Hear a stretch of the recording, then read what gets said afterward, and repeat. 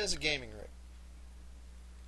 I asked that question because about a week ago, a YouTube user named Glock Ninja claimed that he had built himself a gaming computer for $600. A lot of YouTube users call BS on him on that. I'm not so sure that I would call BS on him. I am dubious because I don't think what I would call a gaming computer could be built for $600, and that's really the issue there, because gaming rig or gaming computer, there's no set definition for it, and one person's idea of a gaming computer will differ sometimes significantly from what another person would call a gaming computer. To give Glock Ninja the benefit of the doubt, he plays games that he likes on that computer at settings that he's happy with, so that is his gaming computer. So that got me thinking, what would I call a gaming computer? What would be a fairly universally accepted definition of that, components-wise? So basically I started with the recommended, not the minimum, but the recommended hardware requirements from a couple of the more popular yet fairly graphic intensive games that are out there, namely Crysis and Unreal Tournament 3. And then I extrapolated a little bit on top of that, because if I were going to make the investment to buy the components to put this thing together for myself, I'd want to keep an eye toward the future, and I don't want to end up playing, 5 years from now, I don't want to end up playing games that are 5 years old, because that's all my hardware will handle, or even 3 years down the road. So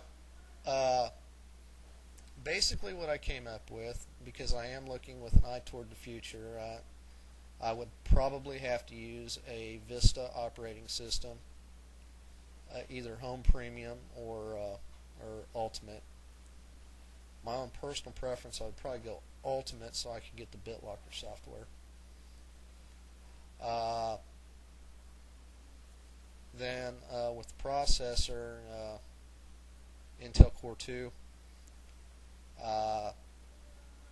could get by with a Core 2 Duo, 2.6 gigahertz, that neighborhood. I'd go ahead and I'd max it out, 4 gigs of RAM. Although the motherboard that I priced will accept up to 8 with the 64-bit operating system. I'm going to go ahead and stay with the 32-bit for now, as most of the software out there is still 32-bit.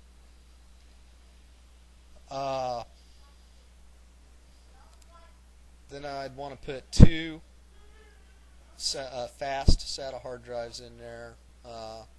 The ones I looked at Tiger Direct for this theoretical system were 320 gigabyte Western Digital hard drives at the 7200 RPM. Set them up. The motherboard I look at can handle either RAID 1, RAID 0, RAID 5, so I'd set them up in RAID 0 so I could get that much more speed out of them. Then video cards. Actually, both those games recommended hardware is fairly mid-range video card, talking NVIDIA 8800 family. So I'd stick with that one for now, with the option, because this motherboard has a two PCIe by 16 slots, so with the option to throw another video card in there at a later date and do the SLI, the serial link interface, for better video performance. 600 watt power supply, fairly generic case, simply being that the core architecture is pretty power efficient, it's pretty heat efficient. Don't plan on overclocking, So I don't really think the exotic liquid cooling system is really needed. It'll get by with standard case and CPU fan cooling. Anyway, put all that together, price it out on Tiger Direct, and you're going to come up with and this is just for the actual box itself, around $930. And that's not even counting a monitor or a specialized gaming keyboard or specialized gaming mouse.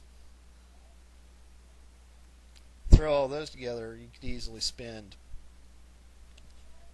$1,300, and honestly, it'd still be a fairly modest system as far as specifications go. But that is pretty much the minimum of what I would consider a gaming rig. Again, as always, just my opinion. Could be wrong.